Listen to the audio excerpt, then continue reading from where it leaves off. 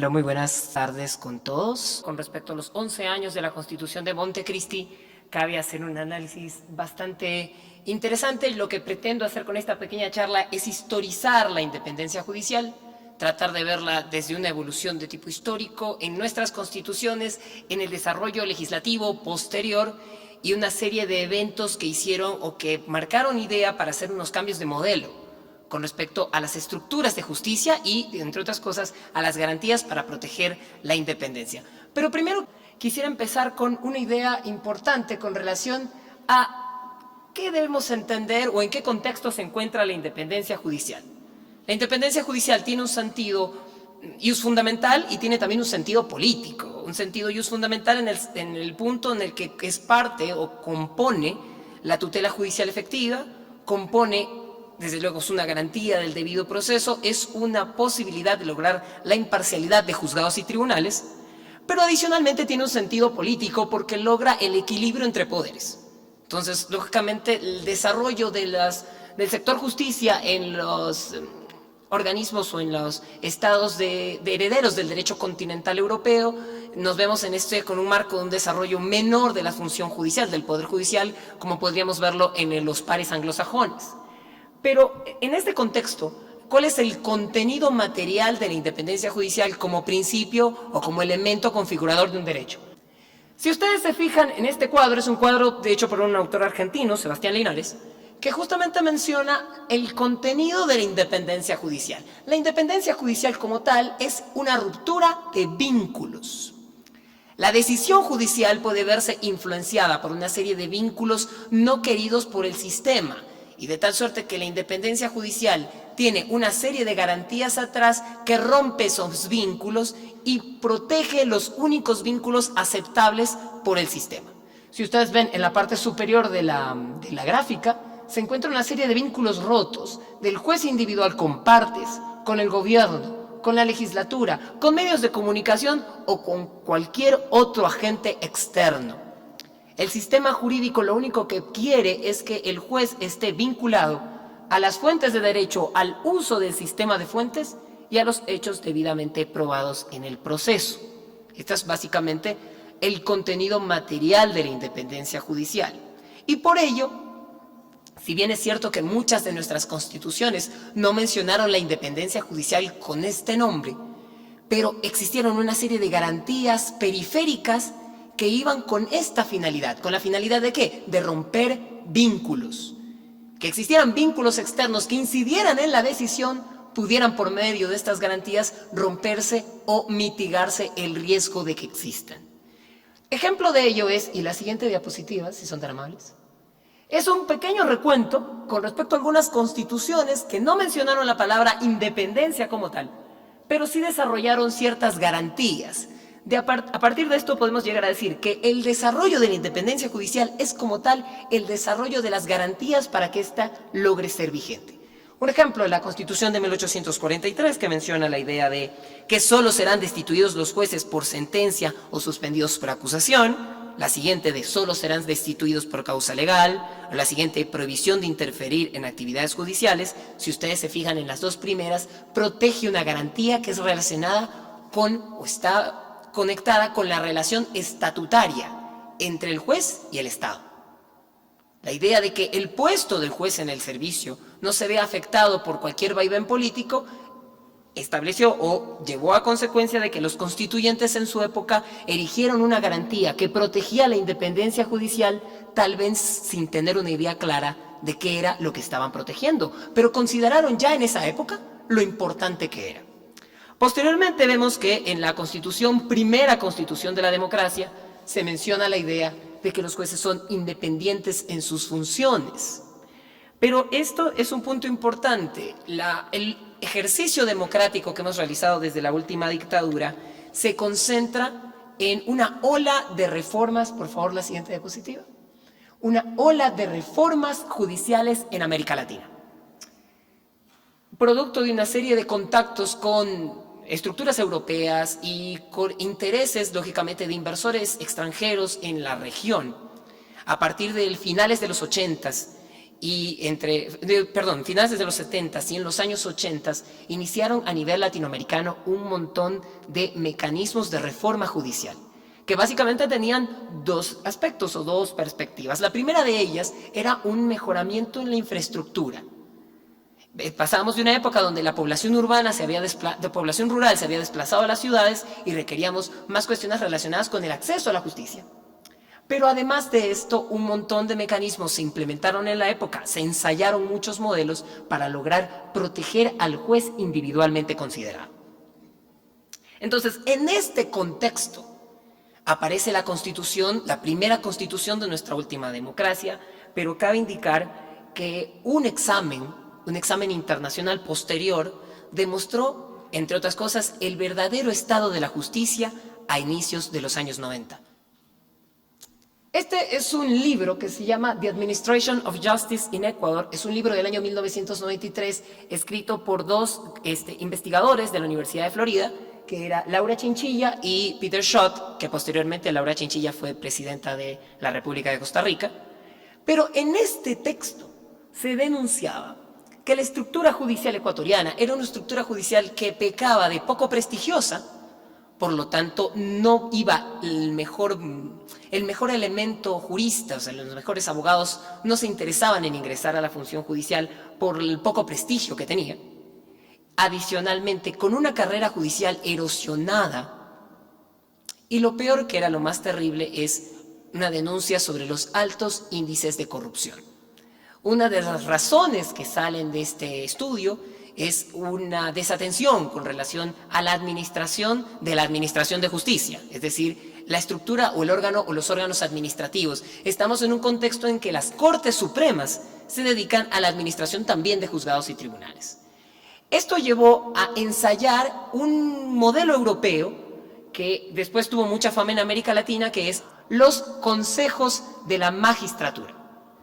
Los consejos de la magistratura, por lo tanto, son un mecanismo que fue ideado especialmente en la Europa continental para lograr quitarle el cúmulo de administración que tenían las Cortes Supremas o los ministros de justicia en Europa y con ello pues tener un tipo de administración más técnica de las infraestructuras judiciales. Si ustedes se fijan, hubo bastantes intentos para lograr la consumación del Consejo de la Judicatura, como lo conocemos en nuestro medio. Desde una reforma constitucional de 1992, dos consultas populares. Ojo, está muy de moda en la historia ecuatoriana de los últimos años tener consultas populares que, entre otras cosas, consulten cuestiones de justicia, que fueron en 1995 y en 1997, y finalmente la implementación del Consejo en diciembre del 98. Pero con la implementación del Consejo, 8 años después de su primera aparición constitucional, viene pues la propia Constitución de 1998, en la cual existió un gran desarrollo conceptual. La Constitución del 98 tenía un desarrollo no solamente en ver a la independencia con un montón de dimensiones en sentido interno, externo, individual y colectivo, y desarrollar algunas garantías para lograr la independencia, sino que adicionalmente su legislación inferior también intentó un desarrollo interesante. Reformas a la ley orgánica del Poder Judicial en su época intentaron pues plantear un modelo que tenía como cúspide una Corte Suprema endogámica. ¿Y a qué me refiero con endogámica? Se escogía a ella misma. El proceso de cooptación de la Corte Suprema del 97, que como ustedes saben, siguiente diapositiva, por favor, fue un rotundo fracaso. Ustedes recuerdan este evento. Y no solamente que este evento es un evento que nos merece reflexión de nuestra historia constitucional, sino que adicionalmente generó dos sentencias de la Corte Interamericana de Derechos Humanos, las sentencias Quintana Cuello contra Ecuador y Camba Campos contra Ecuador, que concluyeron que una mala interpretación constitucional llevó a cabo a erosionar la independencia de un sistema de justicia. Este evento es trascendental porque justamente el antecedente de lo que fue la caída de la Corte de 1997 es una de las vertientes que inspiran a Montecristi. Montecristi se siente inspirada por estos errores del pasado y propone modelos alternativos, trata de mejorar el modelo ya existente. Y por eso la Constitución de 2008, si bien es cierto que no tiene un desarrollo tan profundo dentro del texto constitucional, lo que sí es importante es que la legislación que viene a partir de allí tiene un gran desarrollo.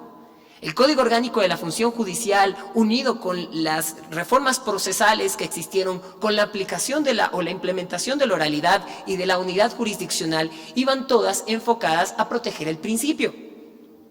De hecho, podemos ver un montón de especiales características de esta etapa a partir de la Constitución de Montecristi, que, como ya les indicaba, estuvo alimentada o inspirada por los eventos anteriores. Siguiente diapositiva. Si ustedes pueden ver en este pequeño recuento, vemos que la implementación más profunda de la carrera judicial es algo que, con mucha necesidad de implementación, con mucha necesidad de reforma o de mejora continua, pero logró una implementación real a partir de esto. Además, la creación de las escuelas judiciales y su efectiva vigencia también es una característica de esta nueva etapa constitucional con respecto a la independencia. Pero esto estaba unido con un montón de garantías materiales relacionadas con la relación de servidor público Estado-juez y principalmente una alineación del juez en una categoría internacional que se llama la magistratura burocrática. La magistratura burocrática es básicamente la magistratura del derecho continental europeo en la que el juez, más que un prestigioso, es un técnico. Es un técnico muy especializado, un técnico que justamente la carrera sirve para que se siga especializando. Esto es un panorama bastante positivo, pero lamentablemente hay algo que debemos comentar. Por medio de un referéndum convocado a la ciudadanía, se decidió cambiar de modelo orgánico. El cambio de modelo orgánico consistía en la estructura del Consejo de la Judicatura, es decir, una forma de garantizar institucionalmente la independencia judicial. Un modelo original pretendía una conformación de miembros por elecciones populares, por concurso de méritos y oposición, pero el modelo que tuvimos actualmente era una selección por medio de ternas presentadas por ciertos actores. Tanto los 3 actores principales del Servicio de Justicia, la presidenta de Corte Nacional, el fiscal general y además defensor público nacional. Y 2 representantes tanto de la Asamblea como de la función ejecutiva. Pero ojo, este modelo merece una reflexión y es que el modelo no es el más aceptado internacionalmente, es un modelo no recomendado. Este es un texto que menciona el relator especial de Naciones Unidas, Gabriela Naul, de independencia de jueces y abogados, y dice que lo deseable en la composición del Consejo es que exista una formación plural en la que intervengan los distintos miembros o las distintas agrupaciones que interactúan con la justicia, pero que de preferencia tenga un predominio de jueces y magistrados, es decir, de los miembros de las carreras judiciales que estos consejos manejan. ¿A fin de qué? A fin de lograr un poco de empatía y de conocimiento más directo de cuáles son las problemáticas del servicio de justicia. En el modelo que tenemos actualmente esto no está regulado, ya que tanto la presidenta de la Corte Nacional como la fiscal general como el defensor público nacional pueden elegir en sus ternas a quien quieran, no precisamente a jueces, fiscales o defensores de las carreras judiciales. Otro detalle a propósito de la conformación de este modelo es, siguiente diapositiva, por favor. Otra recomendación de Naciones Unidas, este es Leandro Despoui, otro relator especial, que menciona que siempre que exista un representante del Poder Ejecutivo, por ejemplo, habrá el riesgo de intromisión del Ejecutivo en el Poder Judicial. Entonces, el modelo que hemos tenido, el modelo que viene de la consulta popular del 2011, no es el modelo más recomendable a nivel internacional y presenta ciertos riesgos para la figura o para el sistema. Pero ojo, no solamente es el modelo el problema, fue la ejecución que pasó después de esta consulta del 2011 que presentó lo que muchos calificaron a nivel internacional, siguiente diapositiva por favor, como actuaciones cuestionables, por darle un nombre un poco más sutil. Organismos internacionales de varios lados, como por ejemplo cortes, como por ejemplo organismos internacionales de estudio de independencia judicial, organismos que velaban por los derechos humanos, del mismo un montón de estudios nacionales e internacionales, Basta nomás con ir a los repositorios de las universidades ecuatorianas y se darán cuenta del material académico que surgió a partir de esta época, como crítica a las actuaciones provenientes del modelo, en las cuales no solamente había problemas con respecto a la selección, sino con respecto al manejo en la carrera y además a la destitución y cesación de jueces y magistrados. Esto tiene una especial preponderancia porque además ahorita necesitamos ver cuál es el efecto en la ciudadanía de los errores provenientes de esta ejecución, que son conocidos por todos. Ejemplo de ello, el informe que realiza el Consejo de Participación Ciudadana de Transición al Consejo de la Judicatura, hace 2 consejos de la Judicatura para ser exactos. Fíjense en el efecto de confianza que existe en la ciudadanía. Siguiente diapositiva, por favor. Este es un pequeño cuadro a partir del informe de competitividad global del Foro Económico Mundial. Hace un año, 2017-18, corta en el 18, y la pregunta es la siguiente. ¿Es el Poder Judicial libre en su país de influencias? Y si ustedes fijan en los colores, el Ecuador tiene un color bastante oscuro en el cuadro. Les pido que fíjense en el cuadro. Si nosotros hiciéramos con este cuadro y con este informe, y de hecho hay muchísimos más, he tomado solo este como ejemplo, ¿cuál es la posición de Ecuador en la percepción de ser influenciado el Poder Judicial? Nosotros estaríamos en un lugar bastante interesante.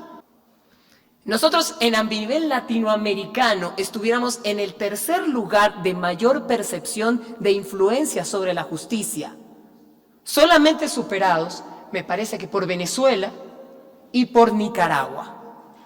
Entonces ganaríamos medalla de plata si invirtiéramos la tabla. Esto sin duda es grave y peligroso, porque el hecho de que la independencia judicial no esté reforzada erosiona nuestra calidad de democracia. Pero claro, estamos ante esta realidad. La pregunta es, siguiente diapositiva, la pregunta es la siguiente: ¿cómo cambiar las tornas? ¿Cómo virar este problema y cómo lograr mayores índices de independencia que por ende vengan con calidad de la justicia? Existen algunos retos que tiene la Corte Constitucional en este momento y que seguramente se irán vistos en lo que venga de los siguientes meses. Pronunciamientos de la Corte y, entre otras cuestiones, que deberán enfrentar estos inconvenientes. ¿Cuáles son algunas ideas que podríamos tomar en este campo? Siguiente diapositiva. Fíjense, dotar de mayor contenido a las garantías relacionadas con la independencia judicial. Adicionalmente, realizar o hacer una evaluación de los sistemas de responsabilidad a fin de lograr el control de los sistemas de responsabilidad, a fin de que sean estos adecuados y respetuosos con la independencia. Y además, la Corte Constitucional tiene una función con la independencia todos los días. Su ejercicio de control debe ser lo suficientemente profundo, lo suficientemente didáctico, pero adicionalmente lo suficientemente respetuoso de la independencia decisional de los jueces y del ámbito de competencia de la justicia ordinaria. Pero principalmente, la idea es tratar de arreglar lo dañado sin provocar más daños. Cosa harto compleja. Pero si la audiencia pretende solamente poner en hombros de un tribunal de cierre el mejoramiento de la calidad de justicia, pues definitivamente será una tarea insuficiente. Siguiente diapositiva, por favor. Hay varias cuestiones que se tienen que tomar en cuenta porque no solamente necesitamos sabiduría jurisdiccional para lograr acabar con esto que se ha vivido durante mucho tiempo en la justicia ecuatoriana, que en vez de ser un control judicial de la administración, ha existido un control administrativo de la jurisdicción.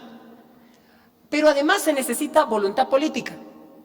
Los movimientos políticos necesitan comprender que la independencia judicial es la mayor garantía de un árbitro honesto y de un árbitro libre cuando ya no se encuentren en el poder. Es la mejor manera de lograr equilibrio cuando un poder político concreto ya no se encuentra en el poder. Y finalmente, conciencia ciudadana, confianza en el sistema. El ciudadano tiene que defender sus estructuras de justicia, porque cada vez que el ciudadano aplaude un atentado contra la justicia, está aplaudiendo un atentado al preludio de la vulneración de sus propios derechos. Atención con esto. Señores, con esto me quiero despedir, no sin antes agradecer a la Corte Constitucional y al SEDEC por esta invitación, y recuerden lo importante que es que tengamos conciencia ciudadana para respetar estas estructuras, porque tarde o temprano ustedes y yo seremos justiciables. Muchas gracias.